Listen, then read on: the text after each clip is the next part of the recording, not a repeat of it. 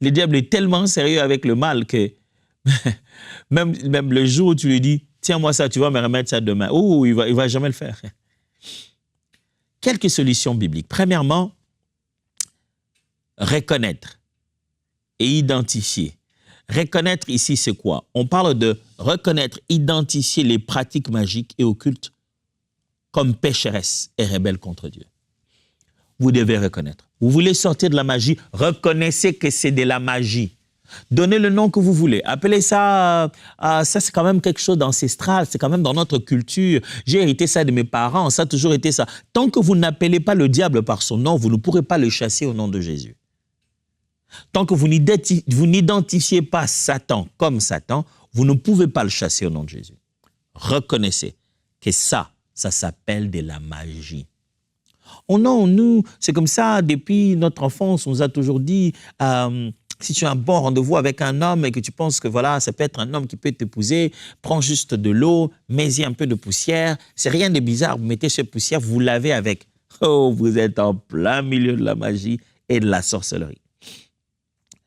2. Rejeter. Par là, je parle de renoncer à toute forme de magie, éloignez-vous de ces influences. Il ne suffit pas de reconnaître que ça, c'est mauvais. Libérez-vous de ça. La Bible raconte le fait que l'évangile est entré tellement fort dans les environs par le message des apôtres. Les gens prenaient leurs livres magiques. Ramenez ça pour qu'on brûle. Vous ne pouvez pas reconnaître qu'une chose est magique, qu'une chose est sorcellerique, qu'une chose est une pratique abolie, refusée par Dieu, et la garder quand même. Vous savez, quand vous êtes allé dans ce voyage, on dit non, c'était juste que je suis parti, c'était exotique. On m'a dit que cette figurine, c'est un peu pour protéger la maison des mauvais augures. J'ai juste mis ça à la porte de ma maison. On a dit qu'en Chine, on a dit qu'en Thaïlande, en Inde, on m'a dit que ça, si tu mets ça à la maison, ça tire de la chance. C'est de la magie. Et si tu as reconnu cela, sors ça de chez toi. Sors cette figurine, sors cette chose que tu sais que c'est un contact spirituel. Sors cela de chez toi. Sors cela de ton bureau. Arrête de porter ça. Oh non, il m'a juste donné ça, c'est un porte-bonheur. C'est quoi un porte-bonheur? Si tu tiens la chose, cet artefact attire le bonheur vers toi, tu es vraiment sûr? Arrête de porter ça. Troisièmement, confesser. Vous devez confesser cela à Dieu. Confesser toute implication passée dans la magie et demander pardon. Parce que Dieu condamne la magie. Demandez pardon au Seigneur. Seigneur, je viens de me rendre compte que c'était de la magie. Je viens de me rendre compte. Vous savez, je connais quelqu'un qui me disait, et les jumelles, elles me disaient que quand elles étaient petites, on tentait de leur faire des choses. Les gens croyaient des choses sur eux. Ils disaient non, les jumelles ont le pouvoir d'arrêter la pluie. Ils ont le pouvoir de redresser le cou d'un enfant qui s'est dit. Des fois, les gens venaient nous voir pour qu'on fasse des choses. On ne savait même pas par où commencer. Ça signifie quoi? Il y a des fois des gens qui vous poussent à devenir dans la magie à cause des types de foi qu'ils ont derrière, dans leur tête. Alors, confessez devant Dieu, dites Seigneur, pardonne-moi, je viens de me rendre compte que ce n'est pas ce qu'il fallait faire. Il y a certaines pratiques que certaines personnes font sur des enfants, des nouveau-nés, des pratiques qui ne questionnent plus. Questionnez les pratiques. Et regardez très bien si vous n'êtes pas déjà entré dans quelque chose de magique. Quatrièmement, abandonnez, parce qu'après, il faut arrêter. Abandonnez toutes les pratiques occultes et détruisez le matériel associé. Cinquièmement, la prière et la lecture de la parole. Quand vous vous détachez du diable, il faut vite courir vers le Seigneur. Ne vous promenez pas en chemin. Vous êtes détaché du diable, vous promenez en chemin sans aucune protection. Jésus dit, pour une telle personne, l'esprit qui est parti, quand il revient, il n'entre même pas. Il va chercher cet esprit plus méchant. C'est-à-dire avec des conséquences, même les esprits eux-mêmes ont des catégories. Il s'est dit, j'étais là-bas, on m'a fait sortir. Je veux, pour ne plus jamais sortir, je vais chercher les autres, plus forts et plus méchants. Sixièmement, la communication avec les autres chrétiens.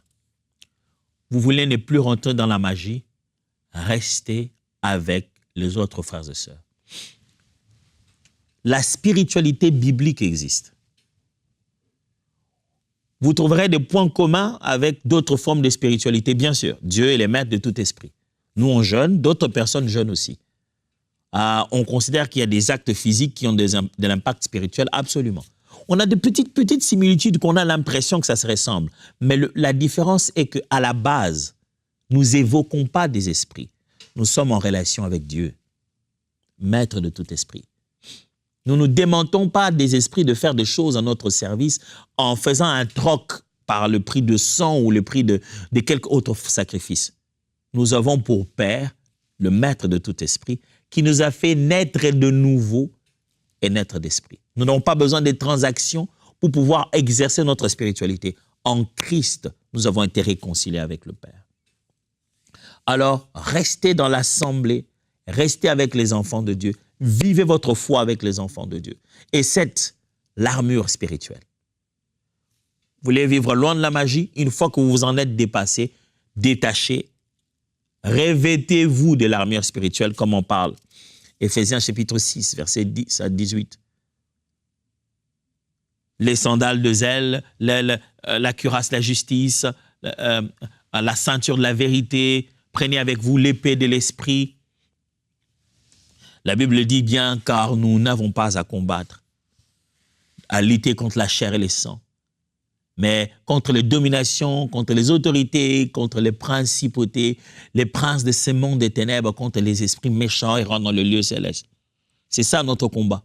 Donc, revêtez-vous des armures, des armes que Dieu nous a données. Et enfin, résistez au diable. Résistez activement aux tentations, à l'influence occulte en vous soumettant à Dieu. J'aime ce que Paul dit. Pierre plutôt dit, soumettez-vous sous sa main puissante et résistez au diable. Il fuira loin de vous. Maintenant que vous êtes détaché de la vie de la magie sous toutes ses formes, vous devez aller vous soumettre à Dieu parce que vous avez été un contractant avec le diable. Vous avez coupé ce contrat pour lequel lui n'était pas d'accord. Alors vous devez trouver une bonne protection.